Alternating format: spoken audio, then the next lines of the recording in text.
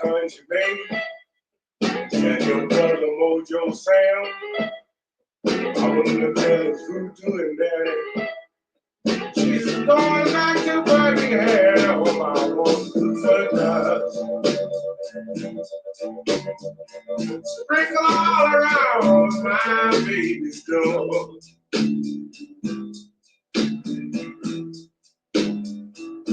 Maybe next time she won't try to leave me.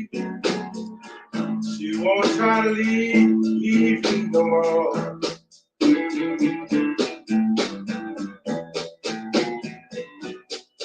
I want 13 granddaddy legs and 13 ounces of dragoon blood. I want a shirt for 13 hours and 13 pounds digging holes for it. I want 13 potions around 13 when the pain. Then maybe she will tell me her 13 lover's name. Peace, peace, black people. Welcome to Yemima's World, the Jelly Moose's Cafe. I am your hostess, Yemima, and as always, it is good to be black in the land of the living once again. We are still in Hoodoo Heritage Month, and so of course, I want to come on and talk about it. I do not own the rights to the music that is playing at the beginning. It is by Big Lucky Carter, and the name of the song is Goofer Dust. And if you listen to it, he is actually giving some good information about some rituals and some material and some things to use in rituals for what you want done in your life. So, yeah, Big Lucky Carter, Goofer Dust. All right, so let's get into today. Who are we honoring for Hoodoo Heritage Month? Today we are going to talk about Dr. Jim Jordan. And before I begin to talk about him, I just want to say that um, last year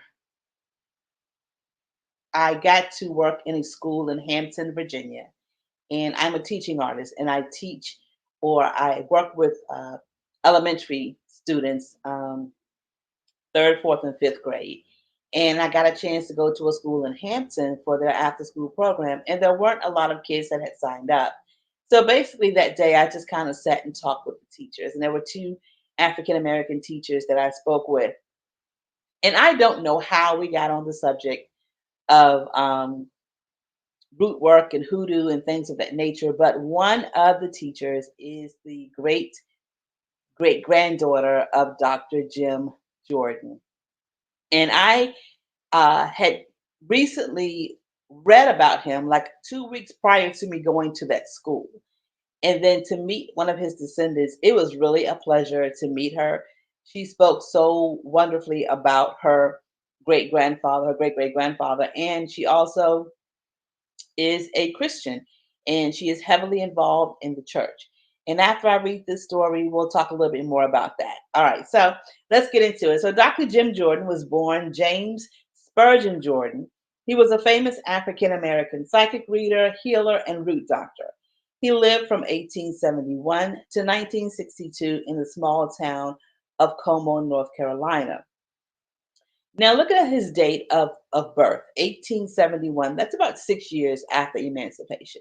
So it's safe to say that his parents were born into slavery, and his grandparents, and so on and so forth.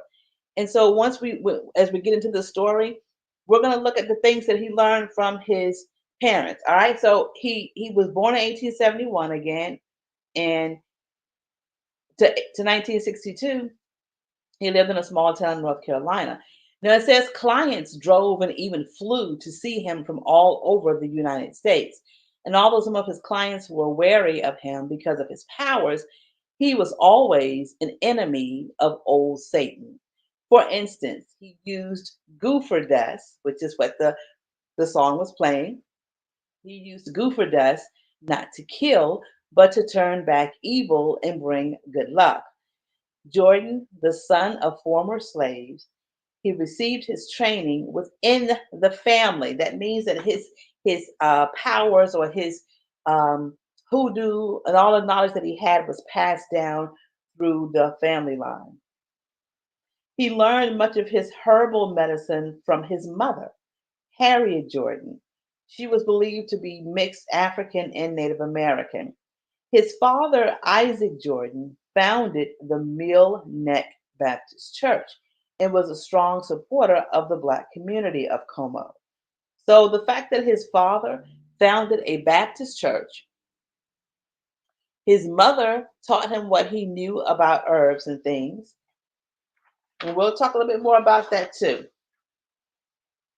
His uncle, Alan Vaughn, was a former slave, and he was also a professional psychic and card reader in Franklin, Virginia, and also a leader of his church, as was common with conjure doctors who did only positive work. So basically, it's saying that it wasn't that conjure wasn't in the church; it was heavily in the church. And those that were conjure doctors, those that were psychic readers, they call them now prophets and prophetess. And card readers, they call them now prophet and prophetess. The ones that were in the church were believed to have only done positive work. Now, I know some different stories, but we're going to leave it at that. His cousin, Aunt Jo Minton, was also a palm reader, a herbalist, and a midwife. She also taught him about divination, conjure lore, and herbal medicine. So he getting it from his mama, his uncle, and his auntie. Now his reading methods included card cutting, palm reading, and crystal ball scrying. He was able to show his clients things that he himself saw in the crystal. So he may have been using a ball made from a figured stone in addition to a conventional clear or translucent crystal ball. For most of his 70-year career, Jim Jordan wildcrafted his own herbs and roots with the help of his sons and nephews. So now you see that what he's learned, he's passing it down to the next generations, which is our job. Those of us who have returned to our ancestral roots and traditions, it is time for us. Everything that we learn, we need to pass it down within our family to the next generation so they won't have to go outside of the family to learn these things. He began supplementing locally harvest herbs with commercial spiritual supplies after 1925, when his practice grew too large to wildcraft and dry herbs for everyone he helped. Jim Jordan was active in the church and at the end of his life was honored with a well attended funeral at the church. Shortly after his death, a local journalist, author, and publisher named F. Roy Johnson collected first-hand accounts of his life and published a biography called The Fabled Jim Jordan, A Story of Conjure. Now, F. Roy Robinson, I looked him up because I wanted to see who he was, and it appeared that he is a white author, and his book is available on Amazon, and it's only 15.99. Now, wait a minute before you get excited and rush to Amazon to get this book. It is $1,599. I'm gonna say it again. It is $1,599. So this man has gathered all of the information from African Americans who knew Dr. Jordan and have put them in a book and is selling it for $1,599. And the book was written around 1915. No, maybe 19. It was the early 1900s that this book was written. I can't remember the date, but yeah. So he took firsthand accounts and put it in a book, and again, 15.99. So I love Dr. Jim's story.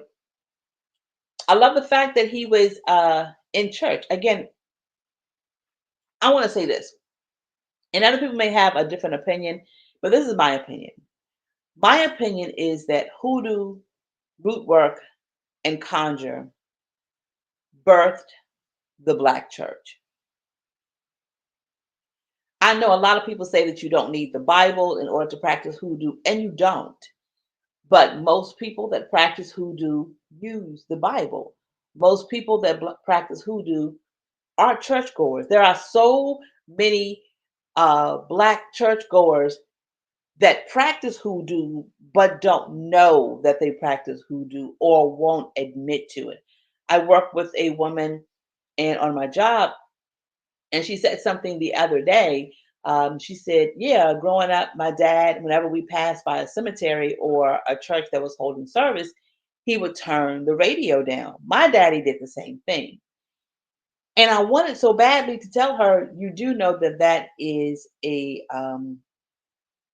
hoodoo trait." But if I told her that, she probably would have jumped out of her skin because she's very, very religious and she doesn't believe in anything except for the Western Christian philosophy. So I didn't tell her anything other than, yeah, my dad used to do the same thing.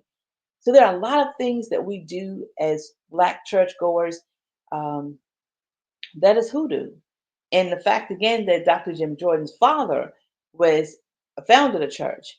His auntie, his uncle, used to was a church leader, and his family heavily practiced divination, herbal medicine, root work, conjure, hoodoo. So that's it for today's hoodoo lesson or hoodoo story. Short and sweet. But I just wanted to come on and I said I was going to do it. So yeah. So until next time, you know the drill. Love yourself, love each other, give yourself some grace, give each other some grace, honor your ancestors. They will honor you. Still praying for those in Florida, and I understand it is now headed toward Georgia. So I'm praying for those in Florida and in Georgia. I'm trying to think, is there anything else that I want to say? I don't think it is. So until next time, I'm trying to find the song that I was playing because I wanted to finish it, but I can't. So, all right, until next time, people, uh, stay Black. Happy Hoodoo Heritage Month. Peace.